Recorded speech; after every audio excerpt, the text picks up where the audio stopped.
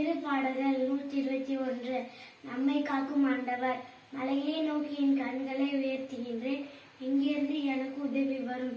என்னையும் மண்ணையும் உண்டாக்கிய ஆண்டவரிடமிருந்து எனக்கு உதவி வரும். அவர் உம் கால் இகழாதபடி பார்த்துக் கொள்வார். உம்மை காக்கும் அவர் உறங்கிட மாட்டார். இதோ இஸ்ரேலை காக்கின்றவர் கண் அயர்வதும் இல்லை, உறங்குவதும் இல்லை. ஆண்டவரே உம்மை காக்கின்றார். அவர் வலது பக்கத்தில் உள்ளார். அவரே உமக்கு நிழல் ஆவார்.